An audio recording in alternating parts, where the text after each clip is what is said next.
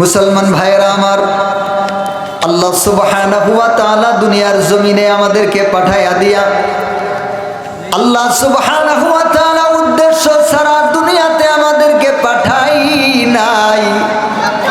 আল্লাহ সুবহানাহু ওয়া তাআলা একটা উদ্দেশ্য দিয়া, কর্ম দিয়া আমাদেরকে দুনিয়াতে পাঠাইছেন, ঠিক কিনা?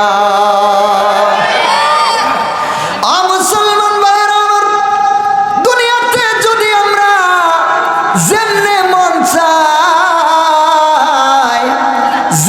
মন চাই যেমনে ভালো লাগে ওইভাবেই যদি আমরা জীবন যাপন করতে পারি, তাহলে আল্লাহর কোরআন আর রাসূলের হাদিসের দরকার ছিল না।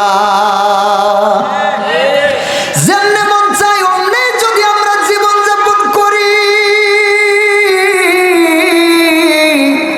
তাহলে আল্লাহর নবীর দান মুবারক শহীদ করার দরকার ছিল না, ঠিক কিনা? ও মুসলমান, কেন কি উদ্দেশ্যে আল্লাহ তাআলা কোরআনটা নাজিল করে দিলেন, আর কেন কি উদ্দেশ্যে আল্লাহর নবী আল্লাহর কোরআনের ব্যাখ্যা বিশ্লেষণ করে এতগুলা হাদিস জমিনে রেখে গেলেন? ও মুসলমান ভাইরা আমার, এই যে আল্লাহ সুবহানাহু ওয়া তাআলা কোরআন দিয়েছেন, আল্লাহর নবী সাল্লাল্লাহু আলাইহি ওয়াসাল্লাম তার নবুয়তির 23 বছরের জিন্দেগিতে আল্লাহর কোরআনের ব্যাখ্যা বিশ্লেষণ তাফসীর করে গেছেন, ঠিক কিনা? ও মুসলমান,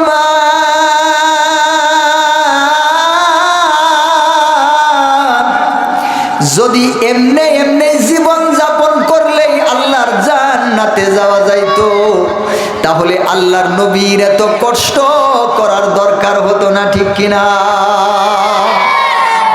তো বোঝা গেল আল্লাহ সুবহানাহু ওয়া তাআলা কোরআন দিলেন, আমাদের নবী সাল্লাল্লাহু আলাইহি ওয়াসাল্লাম ওই কোরআনের ব্যাখ্যা বিশ্লেষণ হাদিস এবং সুন্নাহ রেখে গেলেন। বোঝা গেল আমাদের লাগাম ছাড়া জীবন যাপন করা যাবে না। ও মুসলমান ভাইরা আমার, হতে পারতো আল্লাহ তাআলার কোরআনটাকে একবারে বাইন্ডিং করে জিবরাইলের মাধ্যমে আল্লাহর নবীর কাছে পাঠিয়ে দিতে পারতেন, ঠিক কিনা? কিন্তু মুসলমান, আল্লাহ সুবহানাহু ওয়া তাআলা কোরআনটাকে একবারে আসমান থেকে জিবরাইল আলাইহিস সালামের মাধ্যমে নাজিল করেন নাই, বরং দীর্ঘ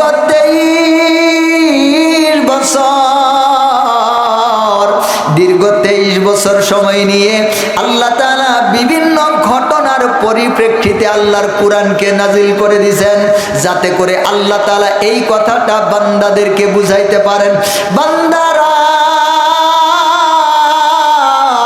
এই যে আমার নবীর সময়, আমার নবীর বন্ধু সাহাবায়ে কেরামের সময় যখন যে ঘটনার সম্মুখীন হয়েছে, যখন যে পরিস্থিতি এসেছে, ওই ঘটনা অনুযায়ী, ওই পরিস্থিতি অনুযায়ী আমি কোরআনকে নাজিল করে দিছি, যাতে করে তোমরা বুঝতে পারো তোমাদের কোন পরিস্থিতিতে আমার কোরআনের কোন আয়াতকে মানতে হবে, তোমাদের সুখের সময় আমার কোন বিধান, তোমাদের দুঃখের সময় আমার কোন বিধান, তোমাদের আনন্দের সময় আমার কোন বিধান, তোমাদের দুঃখের সময় আমার কোন বিধান, তোমাদের সুস্থতার সময় আমার কোন বিধান, তোমাদের রোগের সময় আমার কোন বিধান।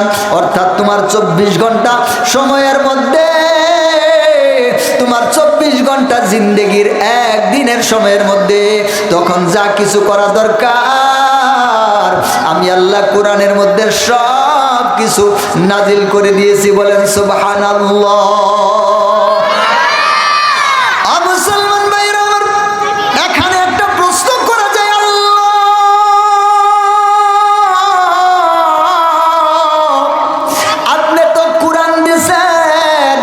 কিন্তু কোরআনের মধ্যে কিছু কথা সংক্ষিপ্ত করে দিয়েছেন। ও আল্লাহ, ওই আয়াত দেখে আমরা পরিপূর্ণ বিধানকে বুঝতে পারি না।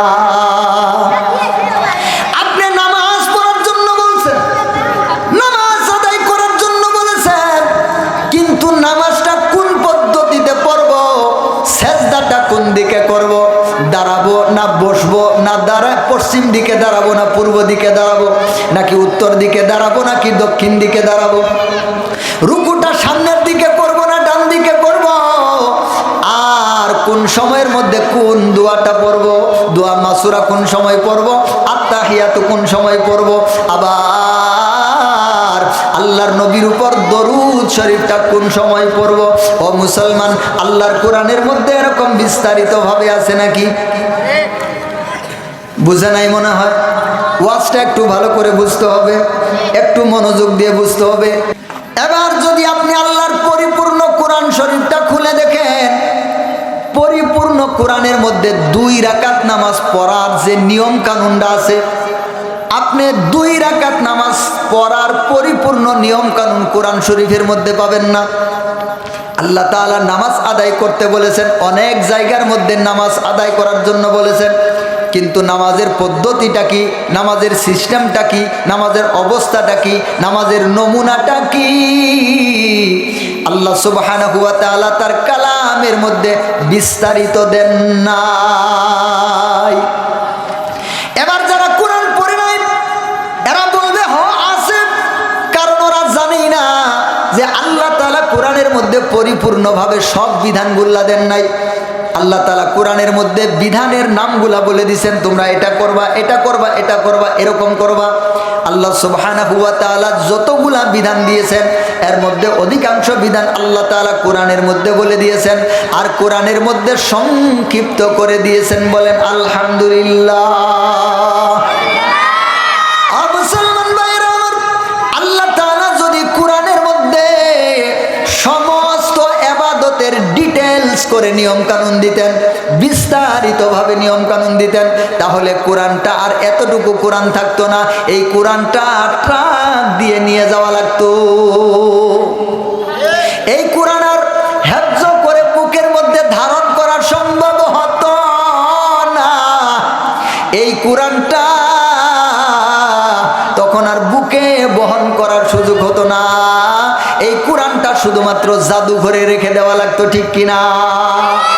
এই জন্য আল্লাহ সুবহানাহু ওয়া তাআলা বান্দাদের সুবিধার্থে আল্লাহ সুবহানাহু ওয়া তাআলা তার কোরআনটাকে সংক্ষিপ্ত করে দিয়েছেন। কোরআনের মধ্যে অনেকগুলা বিধানের কথা আল্লাহ তাআলা শুধুমাত্র আকারে ইঙ্গিতে সংক্ষিপ্তভাবে বলে দিয়েছেন। আমাদের কলেজার টুকরা নবী দীর্ঘ 30 বছরের নবুয়তি জিন্দেগি, আল্লাহর নবী আল্লাহর এই কোরআনের যখন যে আয়াত নাজিল হয়েছে, আল্লাহর নবী সাহাবায়ে কেরামদেরকে ওই আয়াতটা সুন্দর করে বুঝিয়ে দিয়েছেন। আল্লাহর নবী সাহাবায়ে কেরামকে ডাক দিয়েছেন, সাহাবীরা আল্লাহ সুবহানাহু ওয়া তাআলা এখন এই আয়াতটা নাজিল করলেন, এই আয়াতটা নাজিল করে দিয়েছেন, আর এই আয়াতের মধ্যে আল্লাহ তাআলা উমুক ইবাদতের কথা বলেছেন, আর উমুক ইবাদতটা এইভাবে এইভাবে এইভাবে এইভাবে করতে হয়, উমুক উমুক সময় করতে হয়। আল্লাহর নবী দীর্ঘ নবুয়তের 23 বছরের জিন্দেগিতে আল্লাহর নবী সুন্দর করে উম্মতকে বুঝায়া দিয়েছেন। বলেন সুবহানাল্লাহ। মুসলমান ভাইরা আমার, আল্লাহ সুবহানাহু ওয়া তাআলা সংক্ষিপ্তভাবে কোরআনের মধ্যে দিলেন, আল্লাহর নবী ওই আয়াতগুলাকে বিস্তারিত করে উম্মতকে বুঝাইয়া দিলেন। আল্লাহর কোরআনটাকে বলা হয় আল্লাহর কোরআন কালামুল্লাহ, আর রাসূলের এই সমস্ত কথাগুলাকে বলা হয় হাদিস এবং সুন্নাহ। এবার আল্লাহর কোরআন এবং রাসূলের সুন্নাহ দুনিয়াতে আল্লাহর নবী রেখে গেলেন, কিন্তু বিষয়টা হয়ে গেল আল্লাহর রাসূলের হাদিসের মধ্যেও এমন কিছু বিষয় পাওয়া যায় যেগুলা বুঝতে গিয়ে মানুষের মধ্যে সমস্যা তৈরি হয়। এই হাদিস দ্বারা কি বোঝা যায়? কেউ মনে করেছেন এরকম, কেউ মনে করেছেন এরকম, এবং যুগে যুগে নতুন নতুন পদ্ধতি তৈরি হয়েছে। যেমন আমাদের পকেটে পকেটে মোবাইল আছে না নাই? আরেকটু জোরে বলেন, মোবাইল আছে না নাই? এই যে মোবাইল আমাদের পকেটের মধ্যে আছে, মনে করেন আপনি সুন্দর করে নামাজের মধ্যে দাঁড়ায় গেছেন, নামাজের মধ্যে দাঁড়ায়া যেমনি সূরা ফাতিহা অর্ধেক পর্যন্ত গেছেন, মোবাইলের মধ্যে রিংটোন বেজে উঠছে। বাজতে পারে কি পারে না? এরকম হয় কি হয় না? মোবাইলের মধ্যে রিংটোন বেজে উঠছে, এবার আপনি কি করবেন? নামাজটা কি ছেড়ে দিবেন, নাকি মোবাইলটা রিসিভ করবেন, নাকি নামাজে থেকেই মোবাইলটা রিসিভ করবেন, নাকি নামাজে থেকে মোবাইলটা কেটে দিবেন, নাকি রিসিভ করে বলবেন আমি নামাজের মধ্যে আছি পরে করলে? এরকম আছে না নাই? কল রিসিভ করে পরে বলে আমি নামাজে আছি পরে করলে, আছে না নাই? কত রঙের মুসল্লি তো আছে। এই যে নতুন নতুন পদ্ধতি যেগুলো আবিষ্কার হয়, কোন পদ্ধতিতে কোনটা করতে হবে, কোনটার কি বিধান হবে, কোনটা জায়েজ হবে, কোনটা না জায়েজ হবে। এই যে আজকে আমাদের মাথার উপরে ফ্যান ঘুরে মসজিদের মধ্যে আছে না নাই? আল্লাহ নবীর যুগে কি মসজিদের মধ্যে ফ্যান আছিল নাকি? তো এই ফ্যানটা কি হালাল নাকি হারাম, জায়েজ নাকি না জায়েজ, এটা কি দেওয়া যাবে কি যাবে না? এই যে আজকে মসজিদের মধ্যে মাইক আছে, মাইকে আমরা আজান দিই, এই যে আমরা ওয়াজ করতেছি মাইকের মধ্যে, আল্লাহর নবীর যুগে মাইক আছিল নাকি? আল্লাহর নবী তো মাইকের মধ্যে আজান দেন নাই, আল্লাহর নবী তো মাইকের মধ্যে কেরাত পড়েন নাই, আল্লাহর নবী তো মাইক দিয়ে ওয়াজ করেন নাই। এই যে আজকে কত কিছু আবিষ্কার হয়েছে। আগেকার যুগে মানুষ হেঁটে হেঁটে গেছে, অথবা উট দিয়ে ঘোড়া দিয়ে বিভিন্নভাবে মানুষ হজ করার জন্য যাইতো।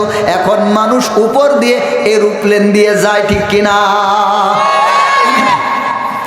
মুসলমান ভাইরা, এই যে আজকের নতুন নতুন বিভিন্ন বিষয় আবিষ্কার, কোনটা হালাল কোনটা হারাম, কোনটা জায়েজ কোনটা না জায়েজ, কোনটার পদ্ধতি কি, এই বিষয়গুলা পরবর্তী উলামায়ে কেরামগণ, যারা কোরআনের গবেষক, যারা হাদিসের গবেষক, যারা কোরআনের জ্ঞানী, যারা হাদিসের জ্ঞানী, তারা নিজেরা গবেষণা করে আল্লাহর কোরআন রসুলের সুন্নাহর সাথে মিলাইয়া মিলাইয়া তারা পরবর্তীতে বিধান লিখে গেছেন যে এইটা ব্যবহার করা যাবে, এইটা ব্যবহার করা যাবে না, এইভাবে ব্যবহার করা যাবে, এইভাবে ব্যবহার করা যাবে না, এরকম হইলে এরকম করবে, এরকম হইলে এরকম করবে। পরবর্তীতে তারা এরকম করে গেছেন।